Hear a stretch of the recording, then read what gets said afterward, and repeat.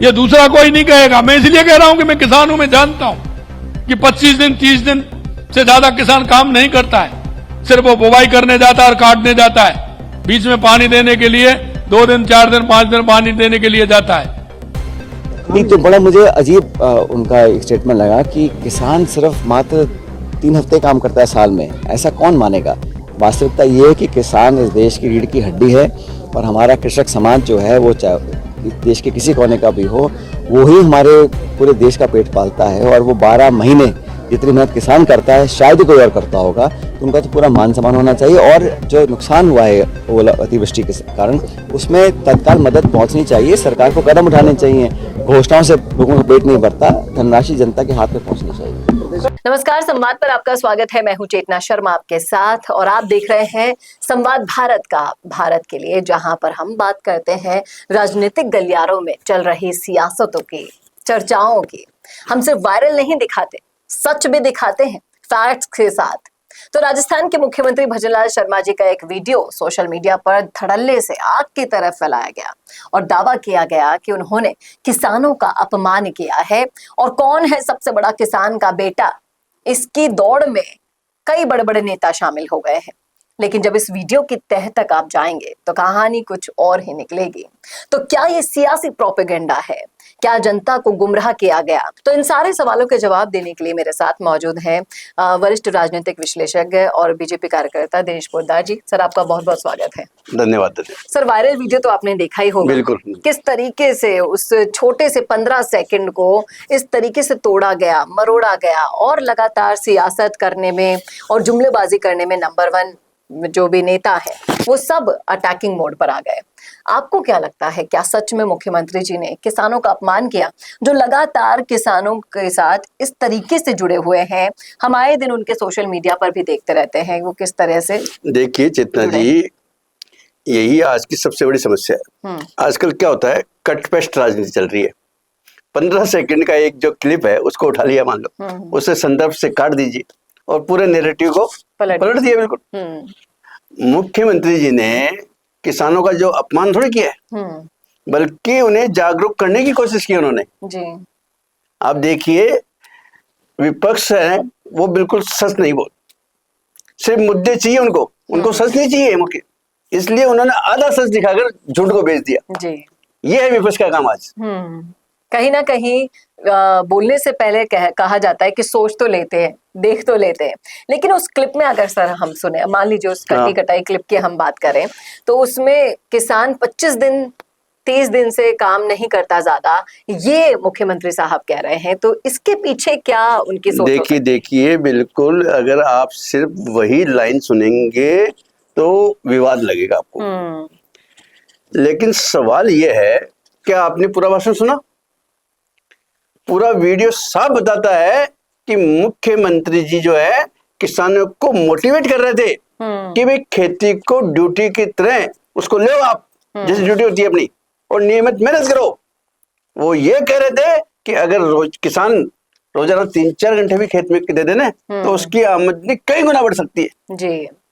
और अब जो है इस सकारात्मक मैसेज को काटकर क्या कर रहे हैं, अपमान बना देना। ये सीधा सीधा राजनीतिक एजेंडा नहीं तो क्या है बताइए जी। आप बताओ, ऐसे मैसेज को काट दिया और उसको कर दिया, उसको अपमान बना रहे। लेकिन सर कहते हैं ना, खाली दिमाग शैतान का घर होता है, वही मामला यहाँ पर दिखाई दे रहा है। तो क्या आप भी मानते हैं कि जानबूझकर भ्रामक तरीके से इस वीडियो को कट करके फैलाया गया? 100% जानबूझकर फैलाया गया, इसको बताया। ये कोई गलती नहीं है, ये बिल्कुल उनकी स्ट्रेटेजी है। बिल्कुल पहले क्लिप को काटो, फिर सोशल मीडिया पर वायरल करो, फिर नेता लोग वो बयान देंगे, कह देंगे, और एक झूठ को 100 बार दोहराकर सच बना दो जी। ये एक सिस्टम चल रहा है, लेकिन आज की जो जनता है बहुत समझदार है। जैसे ही पूरा वीडियो सामने आया, पूरा नैरेटिव ढह गया उनका जी। कम टीकाराम जूली, सचिन पायलट जैसे लोग, सबने निंदा करी उनके इस नैरेटिव की, लेकिन वही कहते हैं ना कि बोलने से पहले सोच लेना चाहिए। ऐसा इन्होंने बिल्कुल नहीं किया। विपक्ष ने इसे किसानों के सम्मान के साथ जोड़ दिया, और वो भी तब जब किसानों की हालत ऑलरेडी खराब है सर, फसल से ऑलरेडी चौपट हो चुका किसान। उन्हें शायद लग रहा था कि ये मुद्दा बनाना है। देखिए, किसानों का सम्मान बहुत सबसे ऊपर है, इसमें कोई दो राय नहीं है बिल्कुल। लेकिन यहाँ सम्मान का मुद्दा नहीं, सियासत का खेल खेला गया है। अगर माननीय मुख्यमंत्री सच में अपमान करते तो पूरे भाषण में वही नजर आता जी। लेकिन पूरा वीडियो देखने पे बिल्कुल साफ है कि वो किसानों को आगे बढ़ने की सलाह दे रहे थे, उनकी आय बढ़ाने की बात कर रहे थे जी। विपक्ष ने क्या किया? विपक्ष ने सलाह को अपमान में बदल दिया। और किस लिए बदला? सिर्फ राजनीति के लिए। जी सर, अगर किसानों के लिए काम की बात की जाए तो गिनती भी करें तो कम पड़ेगा, मुझे ऐसा लगता है, इतनी योजनाएं लेकर आए हैं। पर क्या ये कहना गलत है कि किसान अगर नियमित मेहनत करे तो उनकी स्थिति सुधर सकती है? क्योंकि किसानी का जो पेशा होता है वो मेहनत के बिना तो कुछ संभव ही नहीं है सर। बिना मेहनत के तो खेत में क्या उगाएगा किसान? आपको क्या लगता है कि जो उन्होंने ये कहा बिल्कुल बिल्कुल नहीं, ये तो एक कड़वा लेकिन सच्चा तथ्य है। बिल्कुल आज एग्रीकल्चर को भी प्रोफेशनल अप्रोच की जरूरत है जी। डेटा टेक्नोलॉजी और नियमित मेहनत के साथ। मुख्यमंत्री यही बात कर रहे थे कि भाई खेती को सीजनल काम मत समझो आप, ये सीजनल काम नहीं है बल्कि डेली प्रोसेस बनाओ इसको।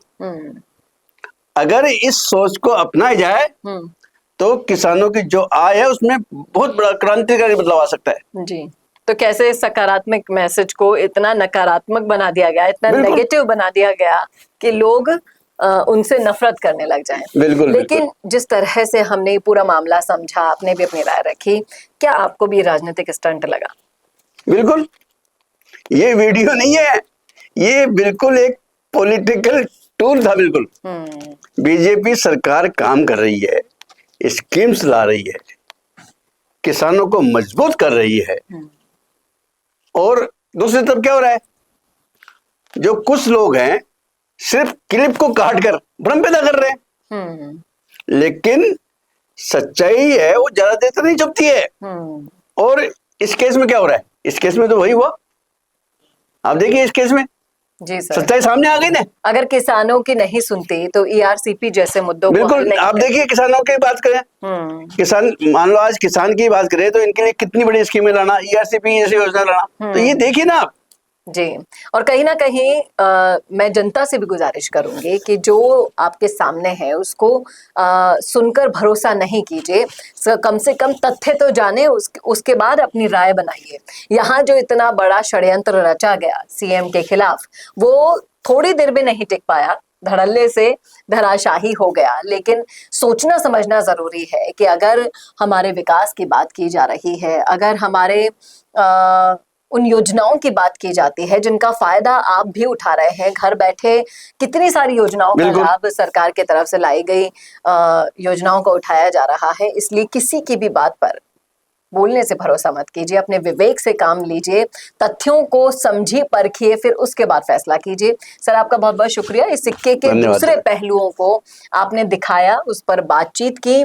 और मैं गुजारिश करूंगी कि हाँ, सबके नेता अपने अपने देखिए सर्वोपरि होते हैं। अगर आज सचिन पायलट कह देगा, वही पायलट के समर्थक मान लेते हैं।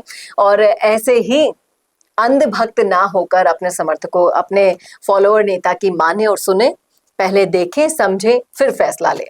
कैसा लगा आपको वीडियो? क्या कहना है इस मुद्दे पर? रखिएगा राय जरूर कमेंट बॉक्स में। और ऐसे वीडियोस के लिए देखते रहिए संवाद भारत का, भारत के लिए। नमस्कार।